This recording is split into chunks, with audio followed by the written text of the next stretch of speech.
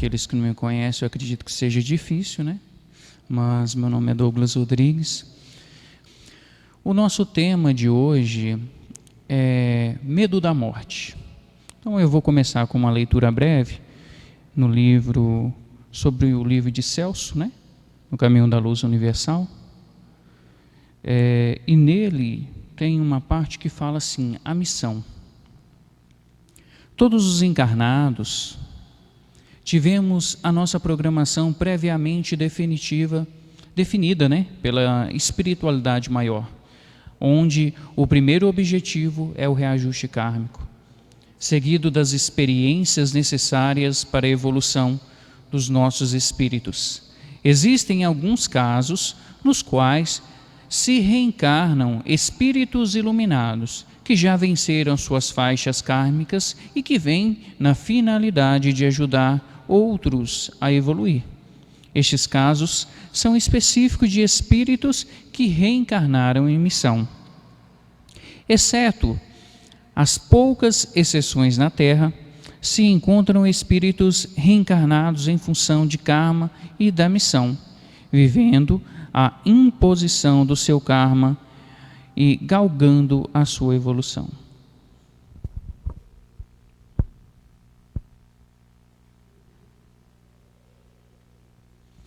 Foi um pequeno trecho para que a gente pudesse adentrar sobre o tema de hoje. Nós, enquanto encarnados, já nascemos sabendo da existência que nós um dia vamos deixar essa matéria física, vamos deixar o corpo físico. E quando a gente alcança a maioridade, né, passa desse estágio de adolescência, todos nós ainda temos um pouquinho de adolescência dentro de nós, né? Aquele espírito de rebeldia. Eu não vou fazer isso porque eu não concordo, mas nós sabemos interiormente o que é certo e o que é errado. E aí quando a gente alcança uma maioridade de concepção do que é certo e o que é errado verdadeiramente, a gente compreende que a gente vai morrer, que essa matéria vai acabar. Embora todos nós brincamos com a vida, e eu costumo dizer no sentido bom, que a gente brinca assim, não, estou sentindo uma dor de cabeça, vou tomar um remédio que minha cabeça tem que melhorar. É como se você inconscientemente quisesse enganar você mesmo dizendo que você quer viver um pouquinho mais. Bem, há aqueles que dizem que a felicidade não é desse mundo, mas eu digo que é também desse mundo, porque quando nós realizamos o bem ao outro, nós compreendemos que se o bem foi praticado de bom coração, e aí voltando a uma questão espiritual, a gente fala da verdadeira caridade, a gente é feliz sim naquele momento, porque a gente fez o bem ao próximo. Mas logo a gente se surpreende conosco mesmo, principalmente quando a gente já está no espiritismo e começa a ler um pouco sobre vida após a morte, reencarnação, débitos kármicos. A gente compreende, é muito bonito ali no papel, mas basta perder um ente querido, que a gente, oh meu Deus, por que você fez isso? Por que você levou a pessoa que eu mais amava? Meu Deus, eu não precisava passar por isso. Aí a gente volta naquela questão que a gente já estudou lá atrás, mas também que foi falado aqui sobre a missão. Programações reencarnatórias. Todos nós, quando fomos preparados para reencarnar, sentamos numa mesa grande, com vários mentores. Olha, você vai encarnar então família, porque você tem que reajustar com essa pessoa, com aquela. E você vai ter uma vida assim. Você acha que dá para você ser um pouquinho feio, para que a sua beleza não te atrapalhe lá e você queira usar a sua beleza para ganhar benefício com as pessoas? Não, dá para ser um pouquinho feio. O que você acha de você reencarnar com uma doença tipo uma diabetes, para você entender que você vai ter uma limitação e que você tem que cuidar do seu corpo? Não, tudo bem, pode ser, porque numa outra vida talvez você foi muito abusivo, né?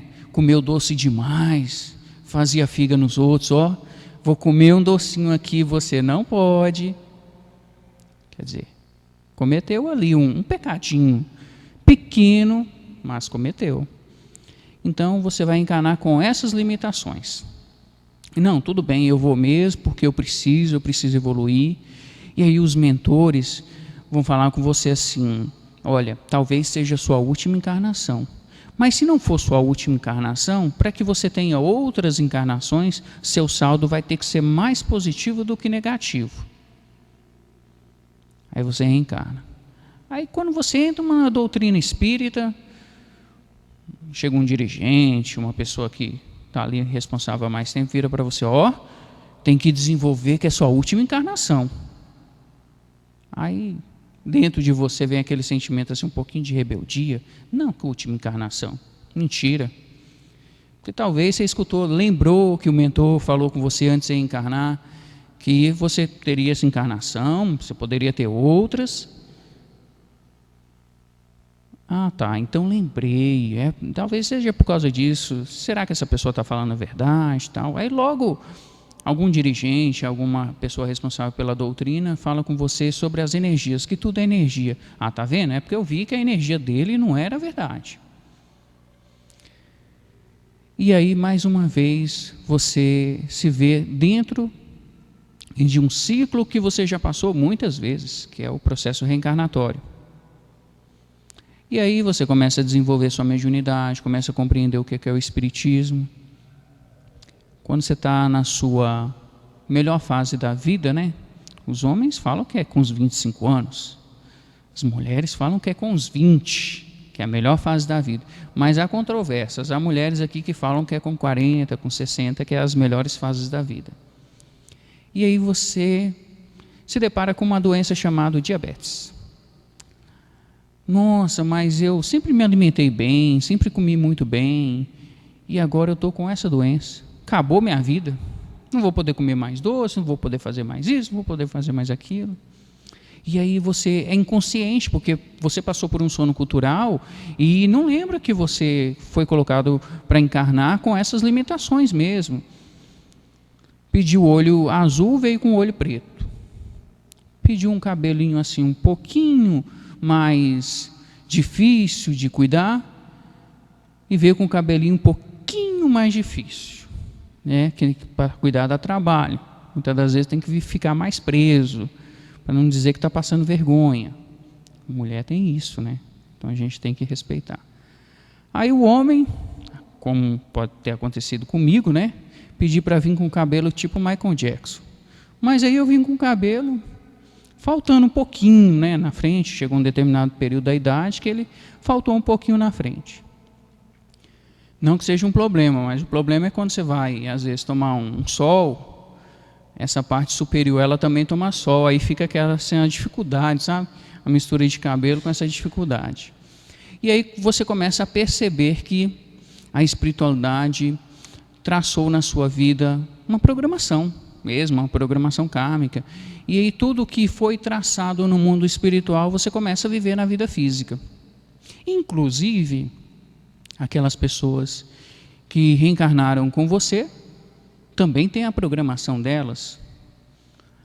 Existe a cultura terrena que a gente diz que os velhos vão morrer primeiro e os novos vão ficar. Mas às vezes acontece ao contrário, e hoje isso é muito comum. As pessoas têm uma programação, e dentro dessa programação elas vão desencarnar. E aí cabe a nós avaliarmos se o que a pessoa fez de bom foi o suficiente. Se não foi, é aí a hora que a gente entra em ação. Por quê? Na casa espírita nós trabalhamos com vários aspectos, desde a vida após a morte, que é quando o espírito chega aqui, trazido pelos mentores, que desencarnaram, e a gente tem todo aquele cuidado de emanar para ele o amor, a cura, através da espiritualidade. Porque aí, por que nós entramos? Porque nós somos medianeiros da espiritualidade. Nós somos a intermediação para que aquele espírito alcance o processo de cura. Por isso que está aqui é muito importante. A gente deve ter um respeito muito grande pela espiritualidade. E aí então, nós entramos no processo de um desenvolvimento de mediunidade, aonde seja nas mediunidades, né, que a gente trabalha na casa, a gente é preparado com conhecimento técnico sobre cada ação que nós efetuamos aqui na casa. E aí você percebe que às vezes você está numa mesa de assistência, onde tem ali um médio de incorporação recebendo o mentor, e recebe então um espírito inferior. E aí entra então o doutrinador, faz uma doutrina com muito amor no coração, vibrando para aquele espírito todo o amor que pode. E aí no final, onde o espírito é tratado pelas energias dos mentores que aqui estão, ele então é conduzido para a luz. Mas o que isso tem a ver com o nosso tema de hoje? Tem a ver que já imaginou se aquele espírito que está passando ali naquela atividade, que nós não temos conhecimento de quem ele é, seja uma vítima nossa do passado? Aí entra dentro da questão de débito kármico. E será que até ele chegar naquele momento, ele não teve também muito medo de chegar até aqui? Porque talvez ele foi um espírito que ficou vagando as camadas inferiores, mas que na mente dele, ele não praticou mal a ninguém. Mas só dele às vezes estar se aproximando de nós, ele estava causando mal. A dorzinha de cabeça, uma dorzinha no corpo, influenciação de pensamentos negativos. Que pensamentos esses? Pensamento de fazer o mal ao próximo, beber, usar drogas, tudo sob influenciação daquele espírito. E a gente não percebe, a gente acha que é um desejo nosso. E não é, é uma influenciação do espírito, mas a ação é nossa. É nós que tomamos as atitudes. Mas às vezes a gente precisa de um cuidado maior. E aí quando você começa a desenvolver espiritualmente, você começa a perceber todos esses cuidados. E aí daqui a pouco você está desenvolvendo, as coisas estão andando tudo bem. E aí nós voltamos lá naquele ser. Há um desencarne na família.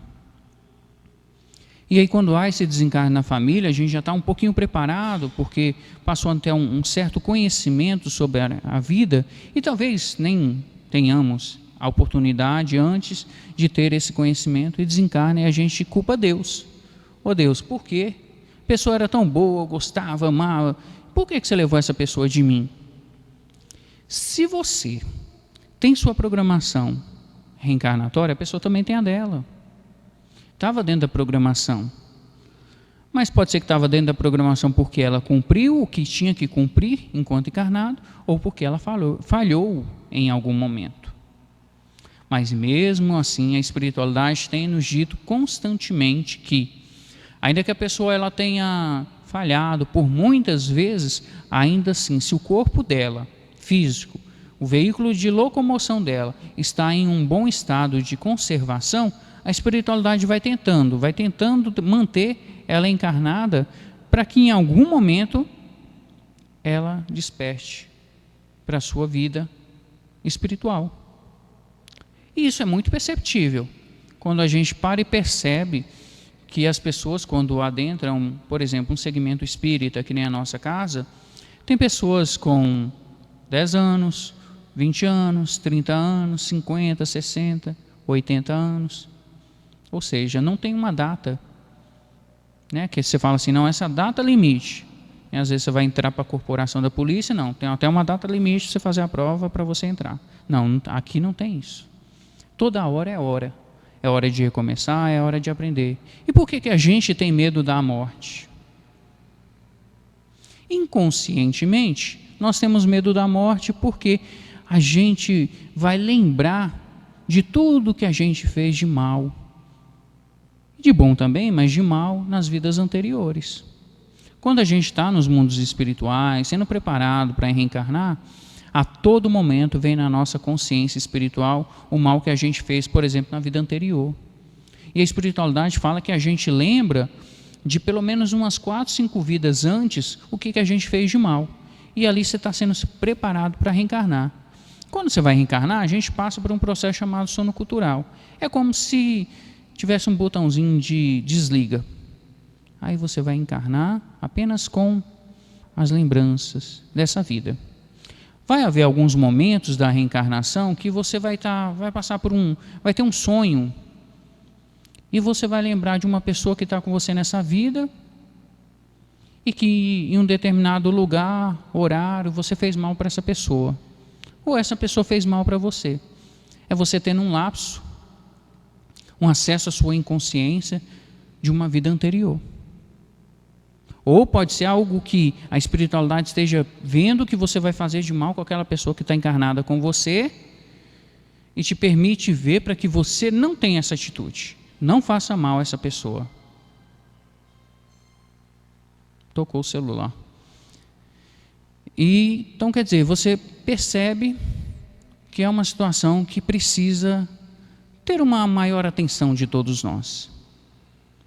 E aí você começa a entender o medo da morte. Medo da morte também porque é gostoso estar aqui encarnado, né? É bom viver as experiências que a gente vive aqui, né?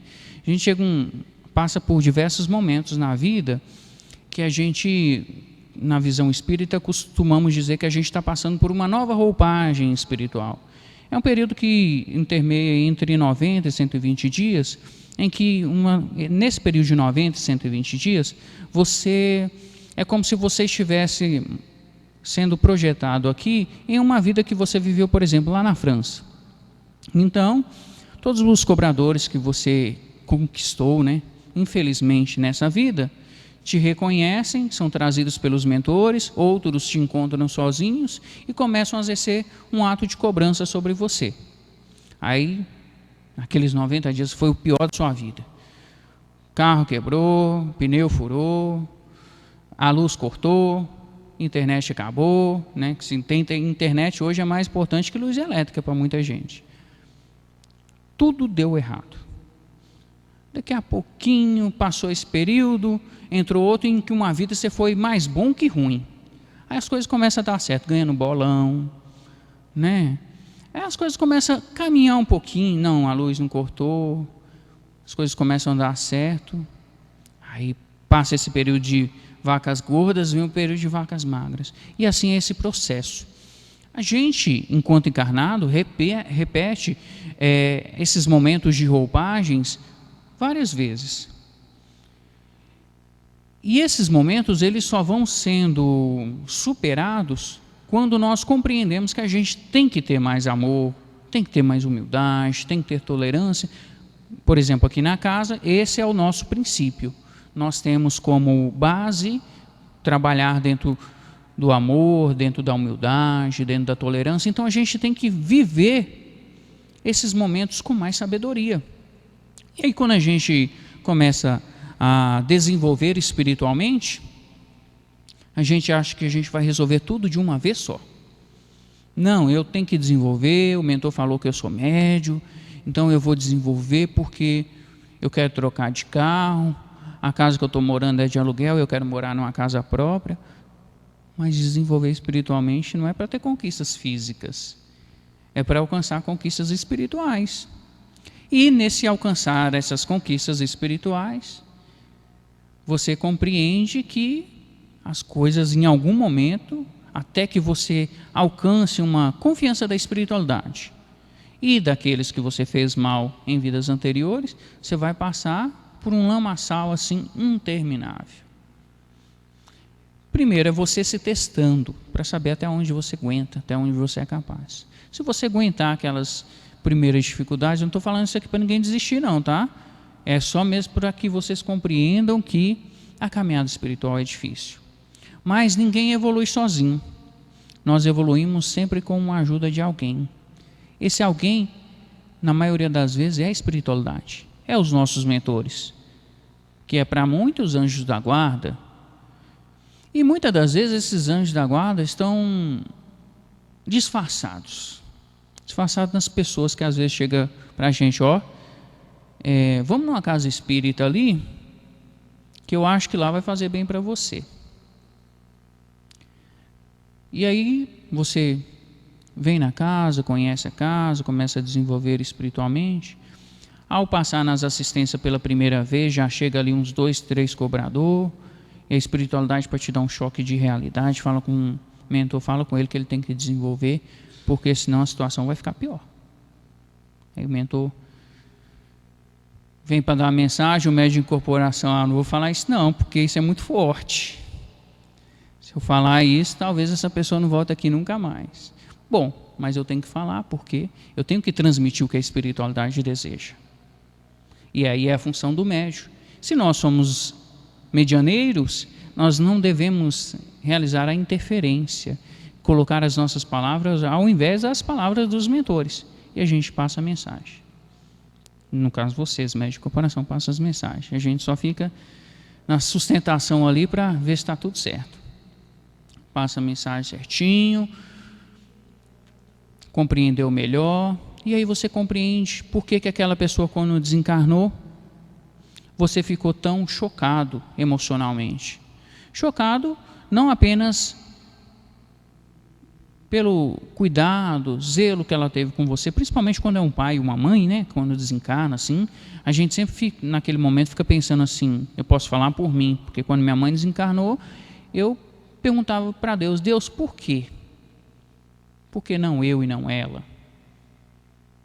E, na época eu era uma criança, não tinha um conhecimento, nenhum conhecimento espiritual, e quantos de nós às vezes fica, mesmo tendo conhecimento espiritual, desencarnou um familiar, a gente fica pensando, Deus, por quê? Mesmo que inconscientemente a gente tenha a resposta do porquê. Mas alegro vocês em dizer que a vida continua.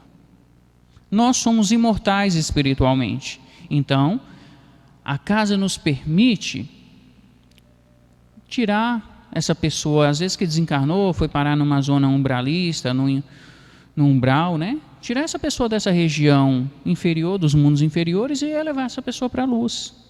Mas aí tem que haver muito amor, muita dedicação, muita conquista de bônus, horas que a gente fala, bônus espirituais, para que você alcance então esse direito. Douglas, como é que eu vou alcançar isso? Seja você do Templo Luz Universal, que desenvolve, que trabalha, seja você de outra casa espírita, quando estiver lá, procure se dedicar com todo o seu amor, com toda a sua humildade, com todo o seu coração.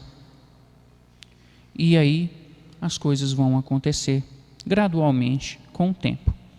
Então, para finalizar a palestra, todos nós temos sim medo da morte, principalmente quando a gente às vezes está um pouquinho doente e tem que ficar no hospital, e a gente às vezes até se pergunta, será que é agora? Todos nós temos, mas a gente está trabalhando espiritualmente para vencer isso. Tem pessoas aqui que com certeza já venceu isso, que se tiver que desencarnar hoje, desencarna normal, como se estivesse indo fazer uma viagem. E é assim que a gente tem que ver. A morte é apenas deixar o corpo físico para tomar totalmente o corpo espiritual como nosso meio de transporte. Então a gente tem que trabalhar espiritualmente, sim, pensando em fazer a caridade ao próximo, mas também nos prepararmos mais para esse momento que é apenas uma passagem, uma viagem. Eu falo que quando eu for desencarnar, se eu tiver o merecimento, eu quero desencarnar com um ataque cardíaco dormindo ali, porque aí eu sei que é uma dor só. Mas vamos ver se eu vou ter merecimento para quando chegar esse momento, né? Graças a Deus.